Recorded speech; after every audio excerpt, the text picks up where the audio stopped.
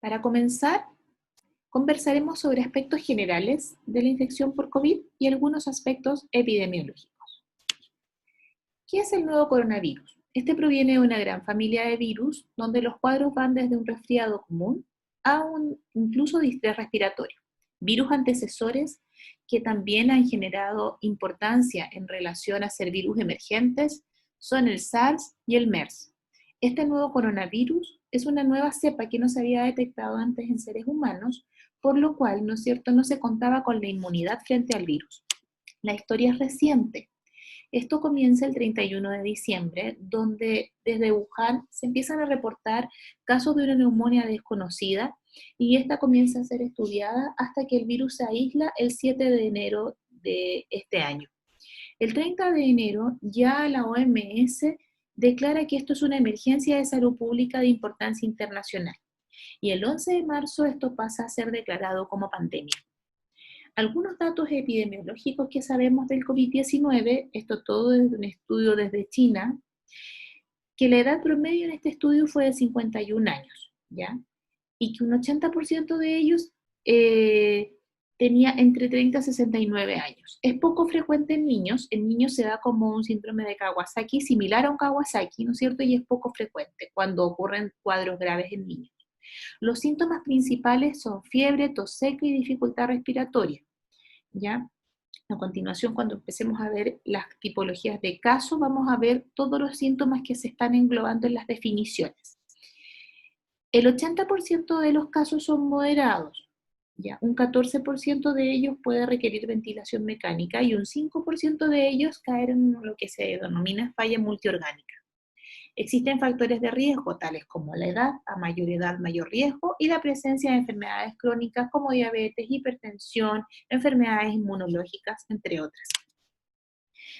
Algunos otros datos que sabemos del COVID-19, y esto es importante en relación al seguimiento que se realiza de estos pacientes, es que cuando se cae en una falla respiratoria, esto no es inmediato. La progresión al distrés respiratorio o la falla respiratoria severa ocurre dentro de los 8 o 20 días después del inicio de los síntomas.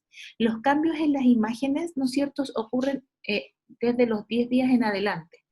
Por lo tanto, podríamos decir que un paciente que está evolucionando bien, no podemos dejar de vigilarlo porque en una etapa mediana o incluso tardía podría caer en una falla respiratoria.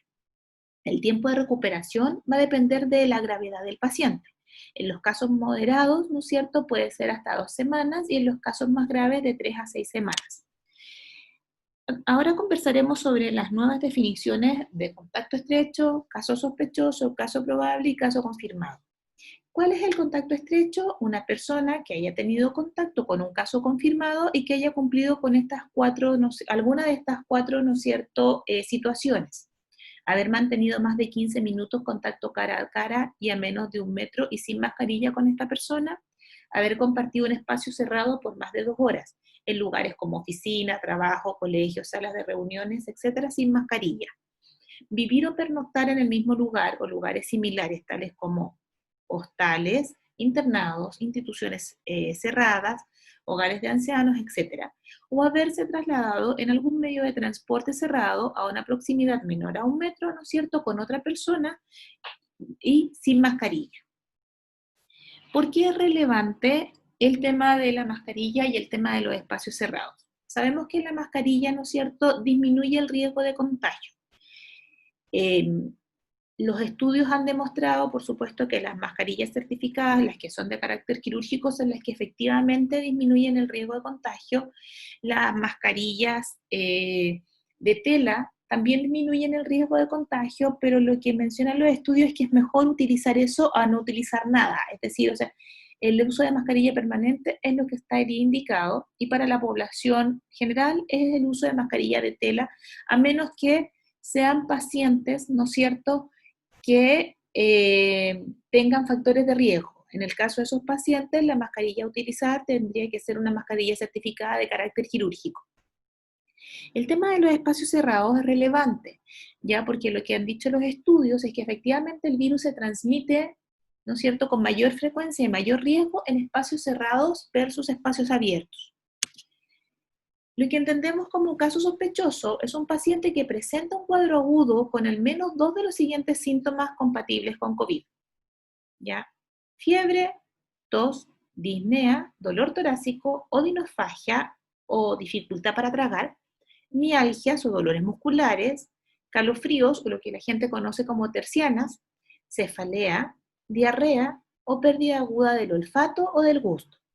O un paciente que presente una infección respiratoria aguda grave que pueda requerir hospitalización, es decir, alguien que desconocemos la causa, pero que presenta una falla respiratoria aguda, ¿no es cierto?, de carácter grave que puede requerir hospitalizarse. Lo relacionado con los casos probables son pacientes que cumplan con esta definición de caso sospechoso, en el cual el resultado de la PCR es indeterminado, ¿no es verdad? O personas que han estado en contacto estrecho con un caso confirmado y desarrollan al menos un síntoma compatible con COVID-19, ¿no es cierto?, de los que mencionamos anteriormente, dentro de los primeros 14 días posteriores al contacto. Acá me voy a remitir solo a lo que dice la definición, que no será necesaria la toma de PCR para las personas que cumplan con los criterios de caso probable. En relación a lo que es un caso confirmado, es un paciente que haya estado dentro de lo que es un caso sospechoso o probable y que la prueba que se le tomó para COVID-19 haya sido positiva, ¿cierto? La PCR. Ojo, esa es la prueba específica para SARS-CoV-2, no las pruebas, ¿no es cierto?, inmunológicas, sino que la específica es la prueba de PCR. Para finalizar, quisiera comentar lo que la OMS recalca en una de sus conferencias del 30 de julio de este año. Debido a que esto es una pandemia, cuando hablamos de salud, no podemos entonces solamente remitirnos a lo que tiene que ver con el estadio de la enfermedad, etcétera, sino que tenemos que hablar que para poder realmente generar cambios, tenemos que generar cambios en el comportamiento humano. Todos ya jugamos un papel en relación al control de la pandemia por COVID-19. Y en esto la OMS ha sido enfática en decir que ya no solo esto es responsabilidad de los equipos de salud directamente, sino que también de las personas que estudian el comportamiento humano, psicólogos, sociólogos, etcétera, ¿no es cierto? Ya que algo relevante que se tiene que hacer es eso, favorecer el cambio de conducta en la ciudadanía. Es cosa de ver cómo lo que está pasando, ¿no es cierto?, en el hemisferio norte, donde han aumentado los casos y los rebrotes, porque personas, principalmente los jóvenes, están bajando la guardia ante las medidas de control y prevención de la enfermedad. Acá vuelvo a recalcar, hay que transmitir que todos debemos jugar un papel fundamental para el control de la pandemia. Debemos todos poner de nuestra parte. Si bien las personas estamos cansadas por la cantidad de meses que han significado los confinamientos y las medidas de control, hay que considerar que hay que adquirir nuevas conductas en esta salud, en esta nueva salud. Para poder mantener el estado de salud hay que mantener nuevas conductas. Y este cambio de conducta es lo que es complejo y es a largo plazo. Eso es lo que quisiera compartir en esta cápsula y los invito a ver la siguiente, donde veremos lo que son las medidas de prevención y control para el COVID-19.